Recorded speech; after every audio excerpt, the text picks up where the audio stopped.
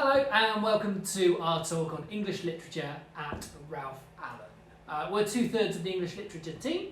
I'm Mr. Daniel. And I'm Miss Rutter. So we're going to take you through the reasons why you should choose the best A-level course of English Lit. So who should study English Lit, Miss? Well, this is going to appeal to anyone who enjoys reading, as it says here, thinking about how writers achieve their effects. Really important that you enjoy discussing books and your ideas on books, so lots of our lessons are taken up with lots of discussion, probably even more so than GCSE. And finally, anyone who enjoys reading new and challenging books, because we have some great texts on our English literature course. I think the discussion is such a nice part, isn't it, Miss? It's such a friendly and open environment. And I'd say that's one of the biggest differences with English literature GCSE, in fact, is greater discussion. So what skills do you already have that are going to make you a good student? Well, as you can see, you'll probably be reading texts from different centuries, different genres. You'll be discussing ideas. You'll be someone who enjoys annotating texts, I'm sure. You'll be interested in exploring social, historical and cultural details. You'll like presenting arguments and looking at things from different points of view. You'll be really keen to express your personal responses, and you'll be someone who's able to work independently or as part of a group. What will you do on the course? All sorts of things. You'll develop and reinforce the skills that you're currently developing GCSE. So a lot of the skills you're already doing are a really good base for English literature study, and you'll be developing those further. You'll refine your own essay writing skills.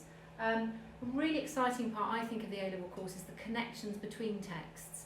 A lot more comparing texts at A-level than we have scope for at GCSE. You'll improve your speaking and listening through lots of discussion in lessons. The speaking and listening goes hand in hand, I think, with developing confidence in your own opinions. So if you can articulate your opinions in class, it strengthens your ability to express them in writing in your essays. We read a lovely range of texts, which we'll go into in a minute. You develop an awareness of the world around you, so context is still a very big part of the A-level course, more so than GCSE, and there are constant links, I think, with English literature and the sort of texts we do to the world around us, and history and politics, and things that are still happening. And as I say, as we've said before, you're going to enjoy talking, discussing and analysing texts in a lot of detail. So what will lessons be like? We've touched upon it a little bit already, but they're definitely more informal and relaxed. There's lots and lots of lively discussion. Quite often you will have read a chapter or a scene before you come to lesson and be armed with your opinions ready to share and discuss. Supportive and friendly atmosphere, and you'll get the chance to share your opinions and ideas about what you think is important about texts. And you'll continue to get guidance on how to succeed at A-level, of course. I'd just like to build on the supportive and friendly atmosphere. So it is generally very supportive. So we really want to encourage people to come up with their views. It's really not a case of a right view of a text. And just as the same as at GCSE, all your views are valid, and as long as you can support them on text. So we really want to encourage that personal response. That to independence of thought. So, Miss, what do we study? So, what do we study?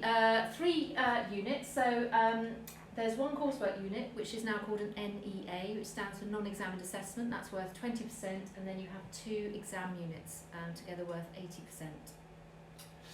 80%. So they're on 2 different exam papers, much like English Literature GCSE if you do EDUCAS. On paper 1, it's called Love Through the Ages. You study Othello, a phenomenal Shakespeare play, a poetry anthology, and also The Great Gatsby.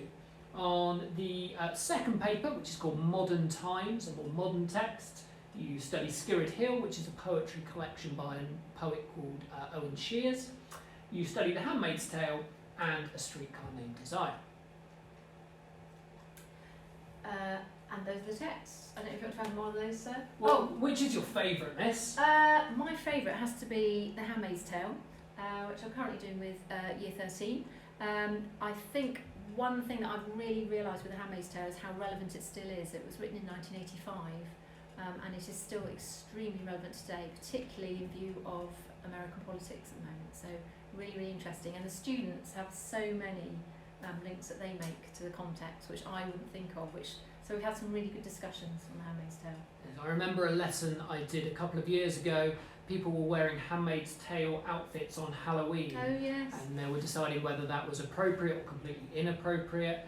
And also in terms of the context, Margaret Atwood, of course, based almost everything on real life, didn't she? And Yes. that's really interesting to explore.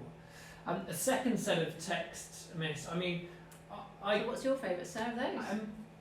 choosing between Skirrid Hill and Streetcar is very difficult for me, but I think Streetcar just gets it. The amount that is in there and the way Tennessee Williams paints a picture of New Orleans back in the early 20th century, it's so vivid, and the journey that the characters go through is phenomenal.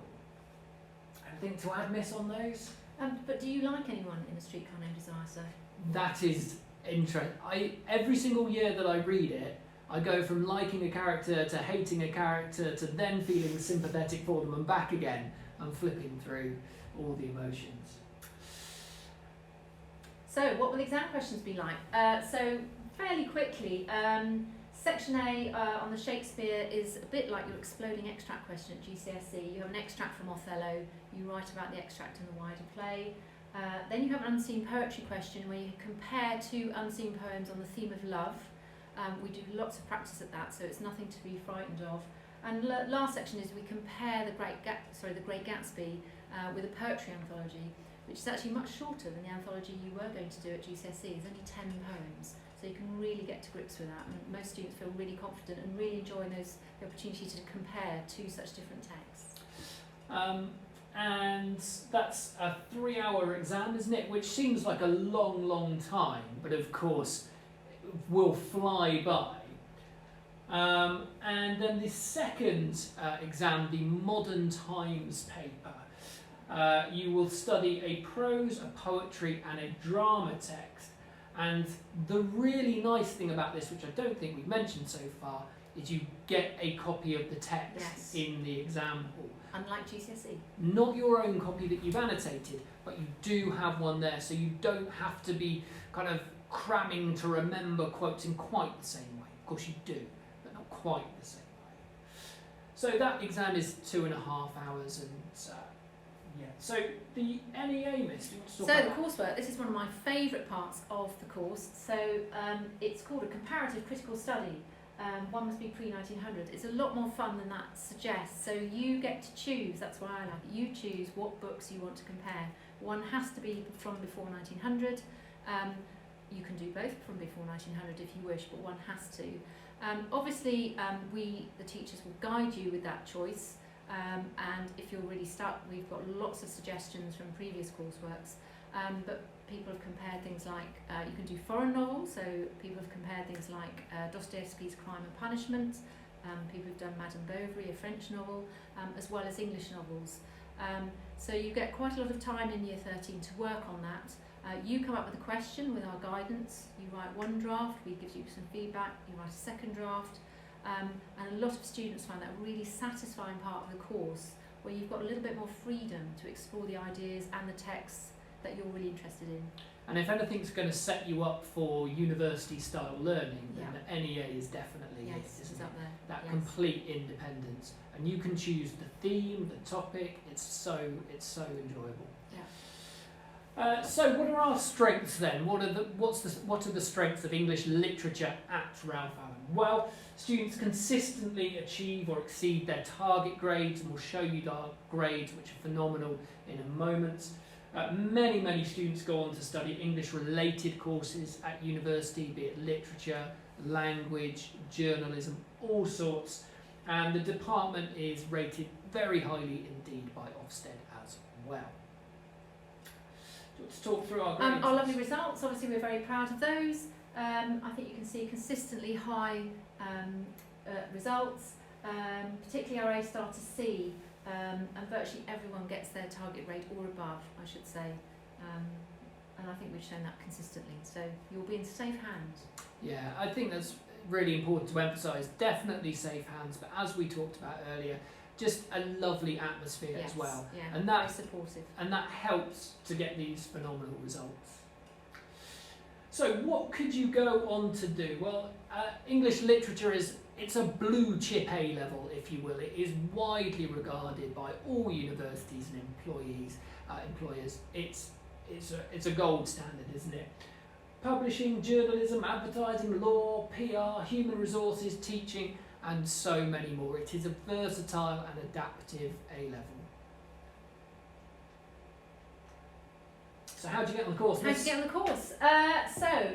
By meeting the requirements. So in order to do English Literature A level at Ralph Allen School, we need you to get a 6 at GCSE English Literature. To get into Ralph Allen Sixth Form, as a whole, you need at least 4 A levels at grade 6 or above.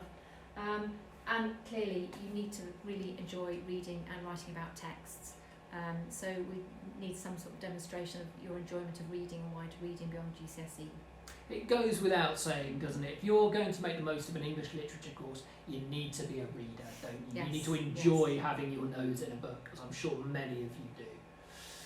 So, we'd just like to thank you for considering English literature. It's an amazing course, and you will have a lot of fun throughout the 2 years, as well as being assured that at the end of it you will come out with a very worthwhile and very well respected A level as well.